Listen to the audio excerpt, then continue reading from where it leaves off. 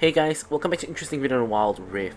So today we're back with a Xayah updated complete guide. And as you guys can see, from today onwards, we're going to kind of slowly transition into having 2 videos a day on some days, simply because I have a lot of content to cover, and you know, if I release only one video a day, it's gonna, you know, start getting outdated, you know, patches start coming in, and you know, that's no good for anyone involved. So we're gonna release 2 videos a day on certain days. So for example, today we had the Xayah basic guide, and now I'm doing the Xayah updated complete guide. Tomorrow we'll be covering more Xayah with a Xayah supplementary guide as well as a Xayah commentary guide, just talking about some of Xayah's alternative builds. But of course, the updated complete guide is always the build that I find the best. And of course, as usual, don't forget to take a look at Xayah's basic guide that I released earlier today to, of course, take a look at her skills leveling order, as well as, of course, tips and tricks, as well as some of Xayah's combos.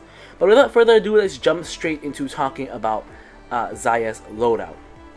So, first up, this is another similar situation to the Jinx situation, where basically I feel that Xayah doesn't actually really need Shield Bow. We will cover Shield Bow Xayah in a different video, but personally I think that this is the best build. So, once again, you can opt for a BF Sword start if you want.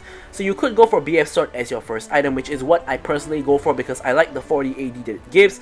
Don't forget that 40 AD is a lot because Phantom Dancer gives only 25, Navori Quick Blades gives you 45, and Infinity gives you 55. So 40 AD for the small price of 1500, you know, to me it's really good value. The only thing about it is that's going to delay your items by a bit, and it's only going to convert into IE on your third item. So anyways, after you go for that BF Sword for the initial early AD, you go for the Phantom Dancer, of course, for the attack speed mainly, as well as, of course, the movement speed. Also, you get crit and a little bit of AD as well. Then, of course, your next item is going to be Navori Quick Blades. So with the Navori Quick Blades, of course, you get the lowered cooldown, and this is really useful for Xayah because on your W and your E, your cooldowns are relatively long, and using Quick Blades as your second item, you can get your W and your E cooldown back really quickly, and when you get more and more crit items, it's going to be up majority of the time in late game fights.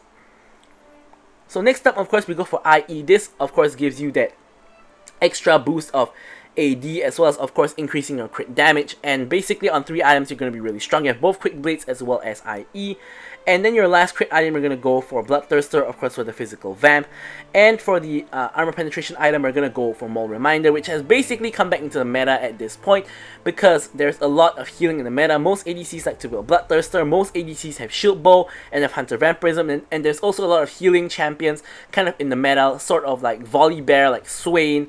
And Maul Reminder just has a lot of value at this current point in time. And most of the time, ADCs are going to go for Maul Reminder instead of LDR nowadays. So that is what you go for the items. But for the boots, you, of course, normally you go for Stasis, QSS in certain scenarios as well. And for the boot enchant, you can really go for anything you want. You can go for Boots of Fury for more kiting, but with the Ghost and Phantom Dancer, I don't really think Boots of Fury is needed. You could go for Gluttonous Greaves for more healing, which is my go-to option. Defensive boots, you know, if you need it. And even Lucidity boots for, you know, faster cooldowns, but I don't really think this is needed because you have Quick Blades, so don't really think that's necessary. So basically, either defensive boots or the Gluttonous Greaves. For the runes, I like to go for Conqueror because, as I mentioned, using the Quick Blades, your W is going to be up almost all of the time. Actually, basically it is all of the time in the later stages of the game. And with the Phantom Dancer, you also get extra 55% attack speed, so you don't need Lethal Tempo anymore. It's kind of a waste of a rune because you're going to have too much attack speed and too little attack damage. So with the Conqueror, you get more AD as well as Omnivamp, which is, of course, going to be really helpful. And Hunter Vampirism for even more physical vamp. Bone Plating, of course, for the anti-burst. As well as good laning. Of course, you can also go for Perseverance into very heavy CC team comps. And finally, for your last option, it's kind of flexible. You don't want to go for Transcendence because you already have Quick Blade, so you don't need Transcendence. So I personally like to go for Nimbus Cloak just for that additional movement speed when I pop my Ghost or when I pop my Flash. But you can also, of course, opt for other options if you prefer, like Mana Flow Ban or like Sweet Tooth if you so prefer. And for the spells, I like to go for Flash and I like to go for Ghost. Now, Ghost on Xayah is really good because most of the time you are playing Xayah into teams that like to chase you down. Xayah is best into like melee champions or like assassins even who like to get close to you so you can pull back your feathers and root them. So with the Ghost, makes it easier for you to run away and kite backwards. And if you need to chase, using the Ghost together with your movement speed from your W on hit, you can chase people down as well if you need to do that. So all that out the way, let's jump into, of course, discussing Xayah's gameplay itself. Okay, so moving on to the gameplay. Now, as usual, don't forget to like, comment, and subscribe. Any questions, queries, or remarks, feel free to leave them in the comment section down below, and I will, of course, be sure to address them or drop a like. So in this match, you can see that it's pretty good to play Xayah. Generally, I love playing Xayah, of course, into teams that like to dive on top of me. Of course, I don't do this every single time, but generally, I only pick Xayah into these kind of team comps because this is where she really shines. If you're playing like a front to back kind of situation and the enemy team isn't walking up to you, for example, you're playing against like, you know, a Tristana Tristana does kind of jump into you, so that maybe that's not the best example. Let's say you're playing into like a Caitlyn and like a Kayle mid, that sort of deal. You know, it's really difficult to play Xayah because most of the time they're not gonna walk up for you to actually root, and you're losing a lot of Xayah's actual power. So it's not really good to play Xayah in those kind of team comps. So you can see in this team, we have Xayah, who kind of wants to jump in on the backline. You have Riven, who is very easily kiteable and needs to go close to you to do damage. Pyke as well likes to dive in, and Nasus is also melee. So it's really good to play Xayah against these kind of team comps where you can take full advantage of your kit and, you know, basically make it such that Riven and Nasus cannot really get near to you. If they try to get near to you, you just root them and they can't really do anything. Of course, assassin champions like Pyke can still get on top of you, but when they do, you can of course just ult and try to root them or run away. Same goes with Xayah. So basically, Xayah, you know, works out really well, you know, with these kind of team comps. And yeah. So of course, first up, Xayah, you want to start off with your longsword. Whether you're going for a Phantom Dancer first or BF sword first, you always want to start off with longsword. Here I see a fight happening down at the river. I'm rotating over. I end up securing the scuttle when I was actually trying to help the Wukong fend off the Riven. But either way, you know, our team gets the scuttle and Riven ends up being chased away. So I would call that basically a win. Now here, of course, we are still playing against the Xayah as well as the Pyke. Pyke, of course, is just fishing for a hook, as he should. But so far, we're doing relatively well. Don't have our ultimate or anything like that yet. So if we get hooked, you know, we could be in a little bit of trouble if we are completely out of position and get bursted by Xayah's Q. But for now, you know, we're doing relatively fine. Here we get a free route off onto the Pyke to get a free trade. Now here, I make a big mistake of accidentally autoing the Pyke. Now when you get hooked under tower like that, you shouldn't auto at all, because so that the tower doesn't aggro you, because since there are minions there, the tower wouldn't aggro me. I could just actually just walk out. But because I, you know, accidentally tap my auto button, I end up taking tower aggro, take 2 tower shots. I have to pop both my ghost and my flash to escape the situation, which is not really an ideal situation. But now I do hit 5, so now I do have my ultimate. But basically that was a really poorly played execution by me, and as a result I lose both my sums. Karma also has to heal me, so we are basically only left with Karma Splash, and whereas the enemy bot lane still has all of the spells. So now we're gonna have to be extra cautious, because, you know, we have a significant summoner spell disadvantage, and, you know, we're gonna be in deep trouble. And when Pyke and Xayah hits level 5, which they do have a lot of kill potential on us. If I get hooked by Pyke, it's almost certain death, unless I ult like Xayah's Q, for example. Then that could be a saving grace. But now we're in, of course, a whole load of trouble. So of course, that's kind of the whole value of Pyke, is getting those kind of hooks. And I kind of fell for the trap. But fortunately now Pyke has roamed mid, so I think that this is probably not the best move from Pyke, because his mid laner is in base, and TF is of course in mid lane. However, of course, as the Pyke, you should be trying to take advantage of the fact that I don't have summoner spells. You should be trying to get a kill on me, something like this. But he kind of wasn't doing that. Now here, I get a massive root onto the Pyke, and Pyke is now left at 1 HP. Here Xayah gets TP'd on by Twisted Fate, dies, and then I am able to go in, finish off the Pyke, and ult out to prevent myself from taking tower aggro. And you can see that basically because Pyke roamed mid and kind of just wasted all of that tempo that he got, me and my Karma, as well as together with the Twisted Fate roam, basically able to pick up a double kill when we should not have been able to do anything like that. And as a result, they also blow 3 summoner spells, and now now that my ghost has come up and my flash is almost up, Karma's heal is also up. Now it's kind of the opposite situation where now the Pyke and the Xayah are the ones in trouble, and now me and Karma are the ones at an advantage. Of course, also getting the kills. We also now have an item advantage. I of course have that BF sword for the AD, and now I have the Zeal for the attack speed as well. Now here I get hooked by Pyke, but it doesn't really matter at this point because he can't really do anything to me. Right here, of course, if Xayah just jumps in there, maybe something could have been done, but I still I'm not too afraid of them at this point, especially with such a significant item advantage against their team.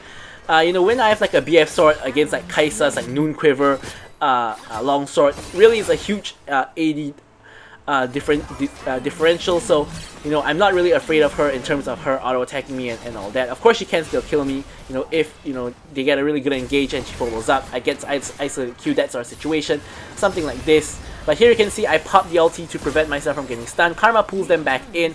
Pyke is actually left on 1 HP, which is really unfortunate. Here, Karma pops the heal, and I'm able to actually finish off the kill onto the Xayah. It was actually relatively well played by the Xayah to ult to my left to prevent herself from getting rooted. But you know, of course, it does not work out. Now here, Pyke tries again more shenanigans, but he's gonna be able to escape, or will he? Twisted Fate coming in with the stun card doesn't really amount to anything much, and we're just gonna clear the wave and possibly push down the tower. Now here, Pyke pulls in the Karma. I'm waiting for someone to take aggro so that, you know, of course I can finish him off. Karma does end up taking aggro, but we aren't able to finish him off. I'm now left at 1 HP. I'm running away as fast as I can. Almost get hit by the Riven ulti as well as the Lux ulti, but we managed to escape from both.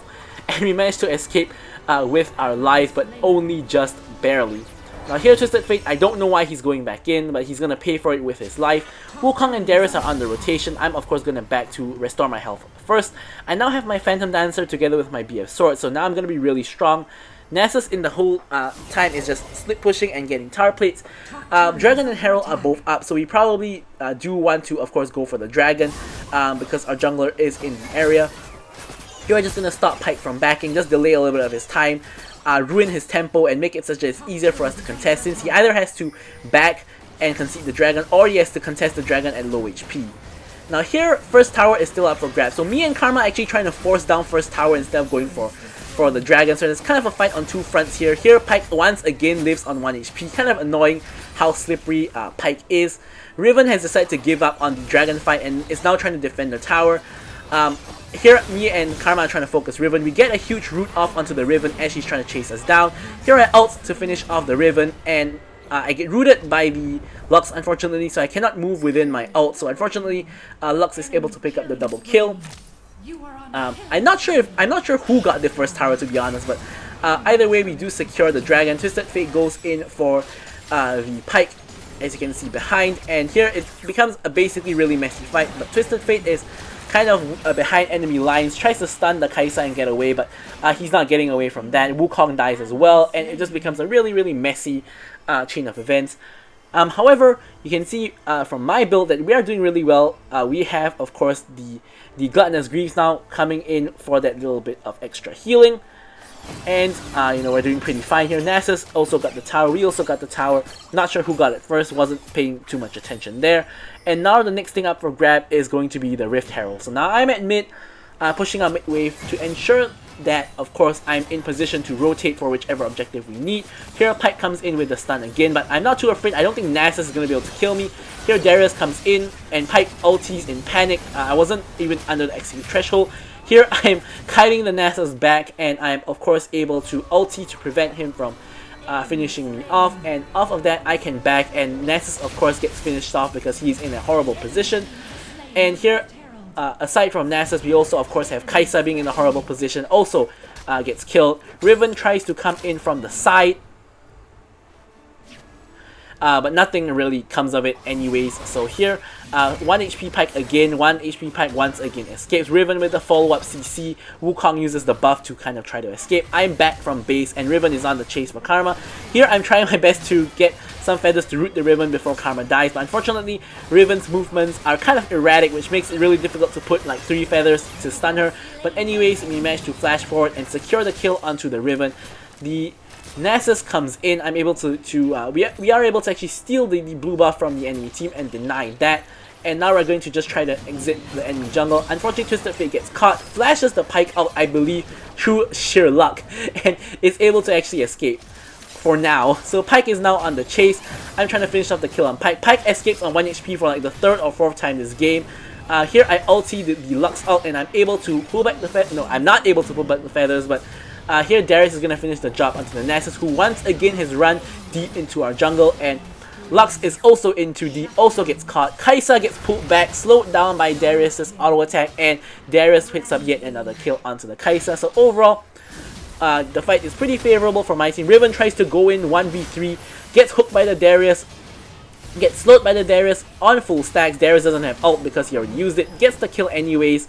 Pyke now is in trouble. Pyke runs away, and yeah, it's again another whole series of events. Really messy, non-stop fighting in this game for some reason. And yeah, so now here I'm back alive, walking out of base while my team is busy pushing down the mid lane. Of course, some of the enemy team has respawned, so here again Twisted Fate gets caught, unfortunately, and we are gonna have to start backing off. Now here I'm joining up with my team to ensure that they can all get out safely.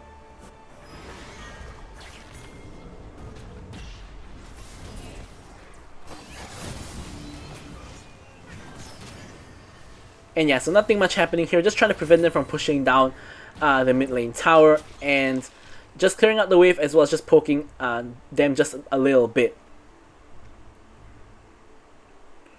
So here, honestly, with the BF Sword Phantom Dancer, we are pretty strong, but we kind of need very quick blades to really hit, you know, a point of the game where we're really strong. And from that point on, every item afterwards, of course, is going to be a huge power spike for us. When you get the IE, when you get the Maul Reminder, when you get, of course, your not Blade of the Rune King, when you get your Bloodthirster, of course, it's going to be really strong. So here, of course, we have Dragon spawning in 20 seconds and Baron in 30. So here I'm going to back, I have my Navori Quick Blade, so now I'm at a point of the game where, of course, as I mentioned, I am really strong at this point. If you take a look at what's happening on my team and enemy team in terms of KDA, you can see that on my team, me and Darius are doing really well, whereas the rest of our team is kind of doing alright. On the enemy team, it's actually the Riven who's doing really well, as well as the Lux to a certain extent, and everyone else just doing okay. So this is still a very even game, as you guys can see from all the fights. Everybody's just dying left and right. Here I get hooked by Pyke, but I'm not too concerned. I flash out to prevent myself from getting stunned, end up baiting him in, and we finally score the kill onto the Pyke without him living on 1 HP. Now, technically speaking, he's 1 in 3. It shouldn't be that hard, but Pyke as a champion, you know, regardless of his KDA, is incredibly slippery and so difficult to actually catch him. So here the enemy team is for some reason trying to contest the dragon. Here we're just getting the dragon, as well as getting, you know, kind of all of them here. Unfortunately, they're all gonna be able to escape.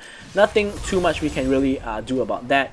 So we're gonna go ahead and go mid. The enemy team has put the Herald down on mid. We're gonna try to get rid of this Herald before it is able to crash, and it really shouldn't be too much of an issue, because here you can see the minion wave is kind of stopping that Herald from really doing anything significant, so that shouldn't be too much of an issue.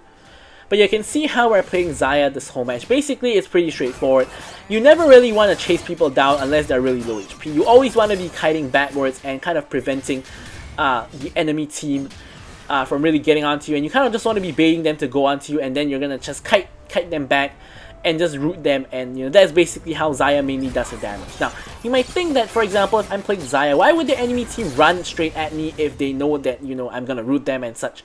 So yeah, they may not do that, especially if they are the AD carry or something like that. But if you're like a Riven or a Nasus, if you walk at me, you're gonna get rooted. If you don't walk at me, you're not gonna do any damage to me, and you're gonna be useless anyway. So what do you really do, like, in this situation? Most people are still gonna run at you and try their best to, like, outplay or try their best to kill you before you can kill them, or you know, try their best to outplay and avoid your feathers, something like that. So most people are still gonna walk at you, especially if they're melee. Speaking of walking at something, I'm walking at the tower when there's no minion wave.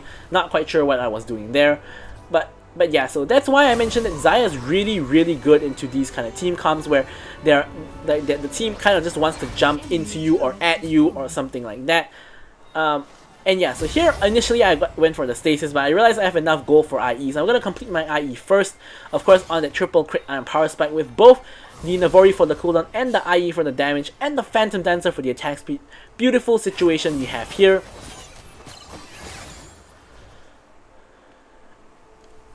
And yeah, so basically Xayah just hard counters, like, you know, melee champions, especially especially bruisers. Like, she's really good into bruisers and fighters who like want to run at you, those sort of deals. Into assassins, I wouldn't say she counters assassins, but I would say she's good, you know, into assassins, at least compared to other ADCs because of the safety that she has. But I wouldn't say she counters assassins. Maybe to a certain extent because of her untargetability, could make them go out of position or something to that effect. So here red buff is being picked up by the Wukong. We're gonna get the buff share.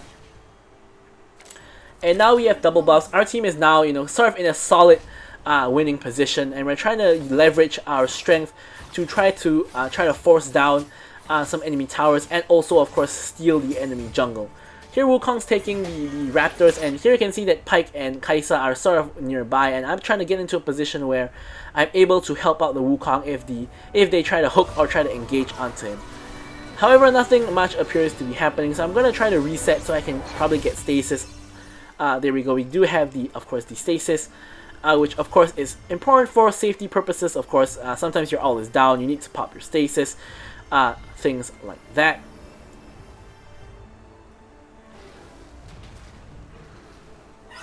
And here, since Darius is kind of getting the wave here, I'm just going to go ahead and farm the jungle monsters instead.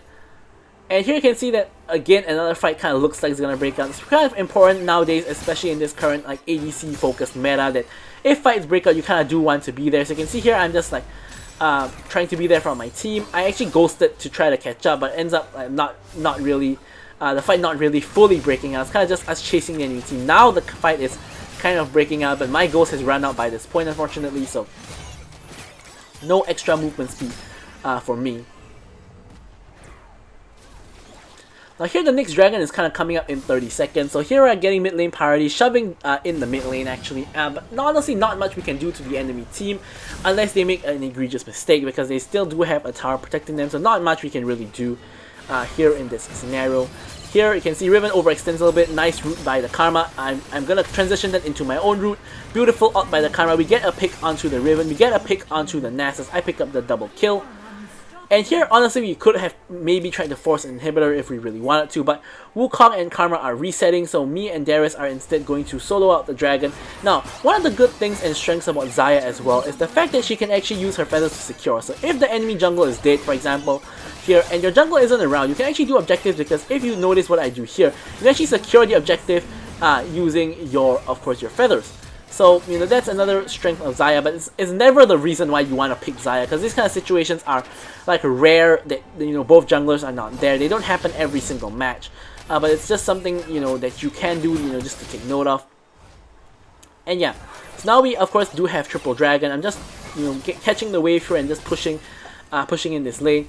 One thing is we still get to pick up an enemy inhibitor, because we haven't been able to shove down into the inhibitor. We are going to pick up another tier 2, another nice injection of gold for us. But, you know, we don't really have the inhibitor. We don't have that kind of like pressure against the enemy team. Now, Elder Dragon is actually spawning in 20 seconds and Baron is up. So we're definitely going to have some, you know, some fights here. So I'm going to pick up both components of my Ball Reminder. Of course, now, later stages of the game, the Riven and the Nasus are going to start getting tanky and also having healing. So, of course, getting the Molar Reminder is going to be really, really helpful. Now here, a fight breaks out in the top side of the map. Initially, I was thinking we should go for Elder Dragon, but, you know, as I mentioned, you do want to, of course, fight with your team. So my team is fighting, I'm trying to rotate over. They basically more or less win the fight without me. They get a kill under the pipe, and the enemy team is forced to back off. You can see Riven on her blue buff here. Lux gets caught, and we're gonna kill her for it. And here we're just trying to shove down the mid lane turret. So probably Riven thought we were gonna go for Elder Dragon, and that's why she was trying to get into that general area. However, you know, another thing you could just do is simply, based on the fact that you're ahead, is just go for the towers instead of going for the dragon. Alright, so here we're trying to just finish off some kills under the Nexus tower, which we do manage to do. At this point, the whole enemy team is dead except for the Xayah. We have a super minion wave actually coming in, and we're gonna actually try to use this wave to actually force the end of the game.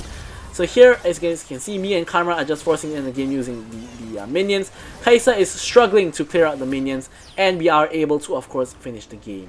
So I'm going to leave you guys with the stats as usual. Thank you guys so much for watching the video, and look forward to more Xayah videos tomorrow. And goodbye.